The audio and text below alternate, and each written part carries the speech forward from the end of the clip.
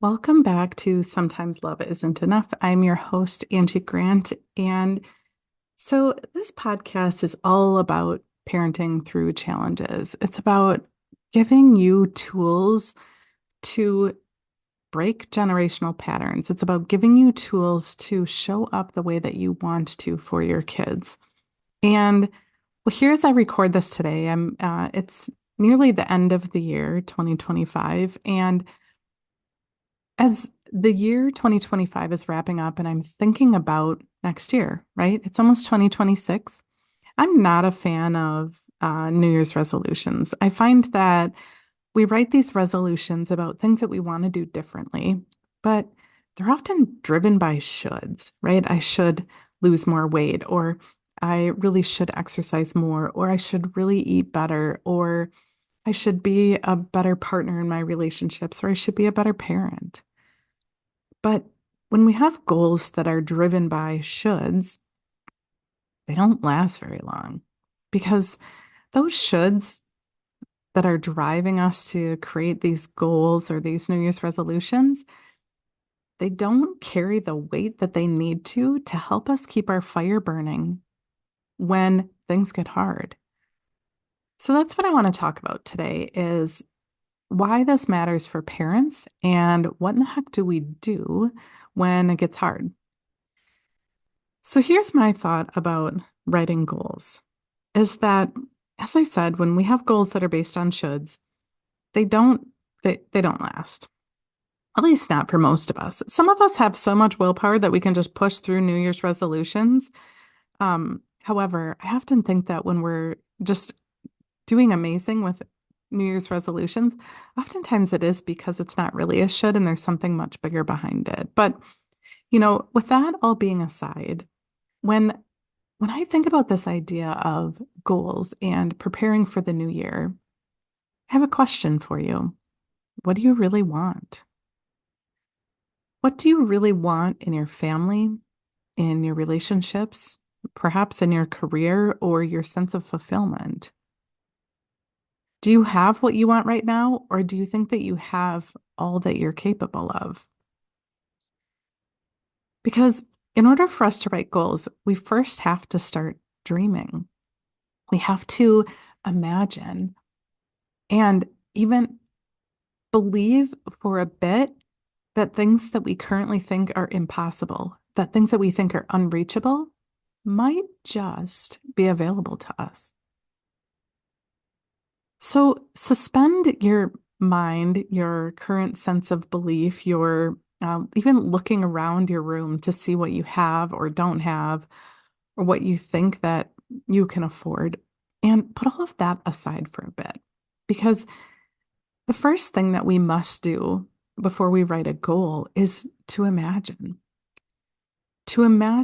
what we really want.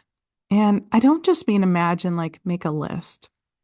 I mean, close your eyes and feel what it feels like with your goal achieved. So we're not yet to the point of writing goals, but I want you to think about what it is that you really want. Maybe you want a beach house, or you want to enjoy dinners with your family. Maybe that's something that just doesn't seem attainable right now. Or maybe you want to leave your job and do something that is more fulfilling to you. Maybe, just maybe, you want to be on the same page with your partner and feel like you are in lockstep when it comes to parenting. But when you look around, maybe you look at your partner and you're like, there's no way we could ever be on the same page. He's too stubborn, or she's, has such a trauma history, or whatever it might be. I want you to suspend all of that disbelief and just think about what it is that you really, really want. I often, um, I often encourage to think about two big areas of life. One being more financial, perhaps, maybe thinking about where you want to be making money or how you want to be making money. What do you want to be doing to making money? And also something important when it comes to relationships. It could be your relationship with yourself or with somebody else that really matters to you as well. And so you can pick one or both of those areas. And as I suggested, just close your eyes and imagine that wish or dream being fulfilled. What does it feel like? How are you standing when you're in this place that you have met this thing that seems impossible today? How does it feel inside your body? What are you thinking? What are you seeing? What is your face doing? What can you smell? Is there anything that you can feel or touch? Because when we engage all of our senses in this imaginative process, this creative process, when you can really engage all of your senses, it has a bigger impact. So we must start there by imagining. Imagine a life that you want that currently today seems impossible. One of my mentors will often call this a future memory. Taking maybe a key moment in the future, right? This hasn't happened yet, and really putting yourself in that place, really imagining yourself a year from now, or 5 years from now, or 6 months from now, and really putting yourself in that place in the same way that we have past memories, right?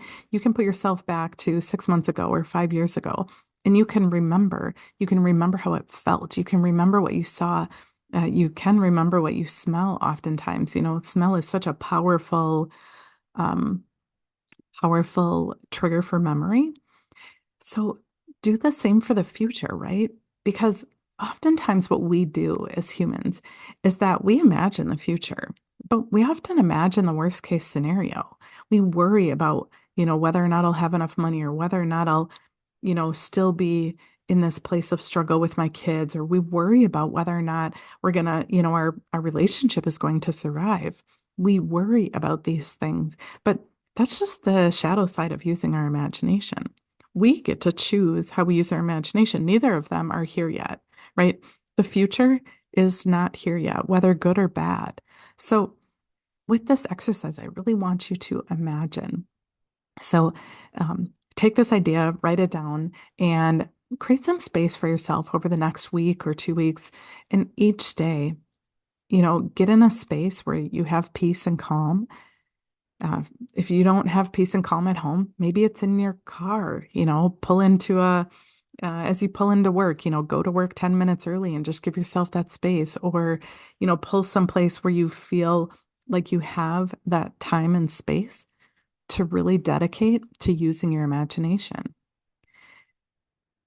So once you've created this future memory, once you've created this future vision of what you really want to accomplish, then I really encourage you to pick a goal from that. Pick something that does not seem like you can reach the goal, right? So if you're imagining that, a year from now, that you're enjoying a dinner with your family. Maybe right now dinners are so chaotic and stressful and everybody's fighting and you're dealing with picky eating and behaviors at the dinner table, and it causes you so much stress. If you can't even imagine what a peaceful connected dinner would be like, well, I want you to try to imagine it. Maybe tap into the idea of like wondering what it might be like at other people's dinner table. And then I want you to pick a goal from that, something that today seems unreachable. So if you don't have any evidence around you that dinner can be peaceful, pick a goal like that you want to have 2 peaceful dinners a week. And if right now that seems unattainable, I think that's a great place to start. Or if you and your partner are fighting all of the time and can't seem to get on the same page about the kids, maybe that's your goal, that you are able to support each other with parenting type decisions. Pick a goal that today seems like you have no idea how you're going to get there. Because if you pick a goal that you've done before, if you pick a goal that you know how to do it, that's not really a goal. It's just a to-do list.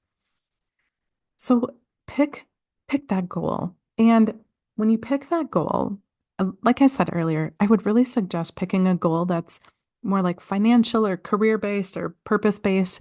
And then pick a second goal if you choose that is more about a relationship.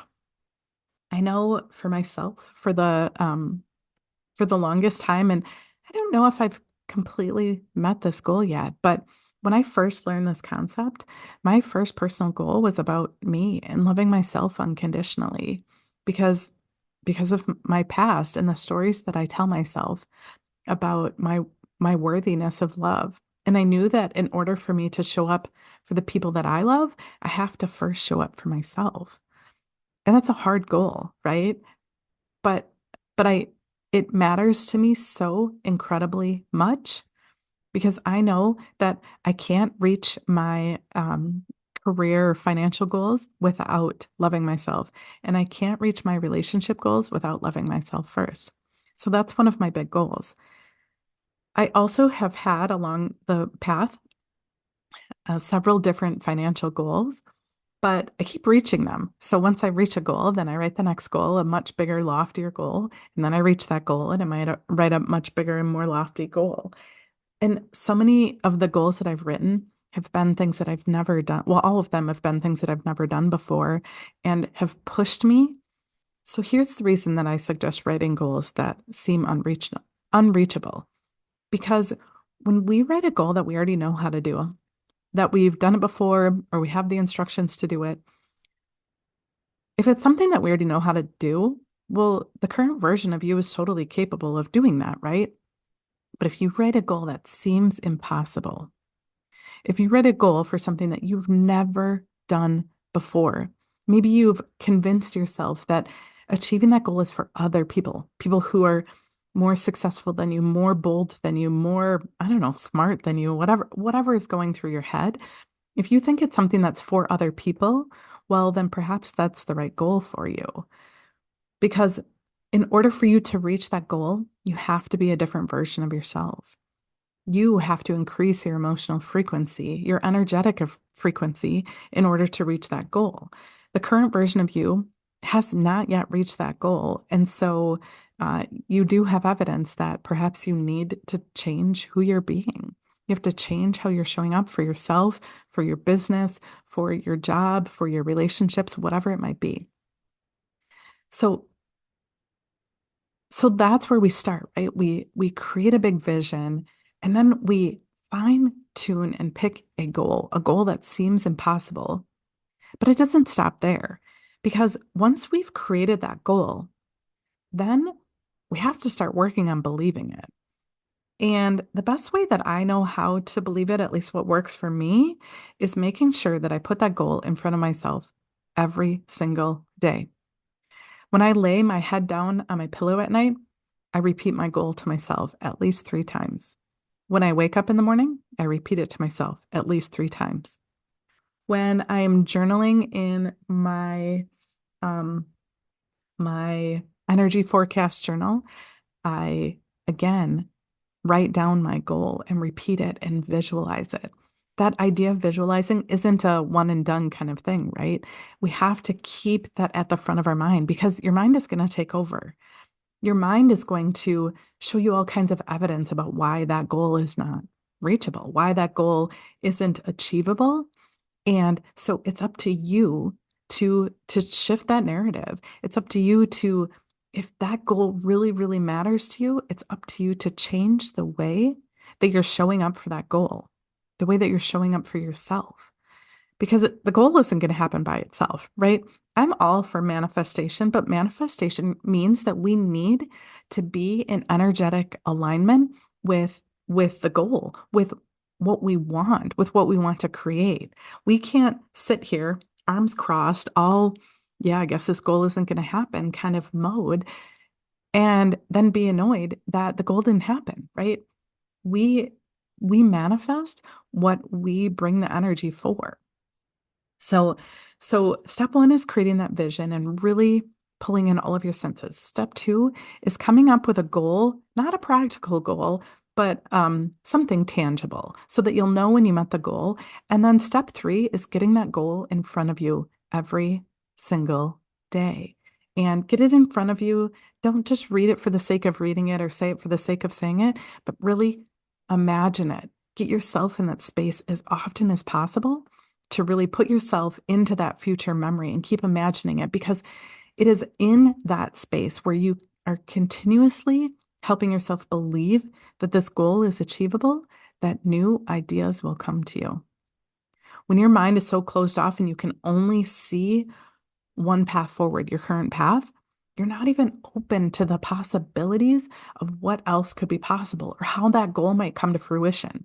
It's actually not your idea to figure out how to make the goal to happen.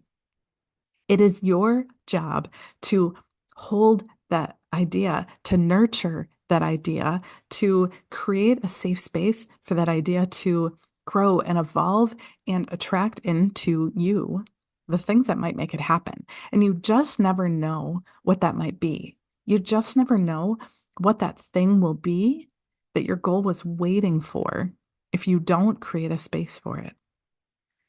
So, I feel like this is a big task for all of us to do. I'm right there with you.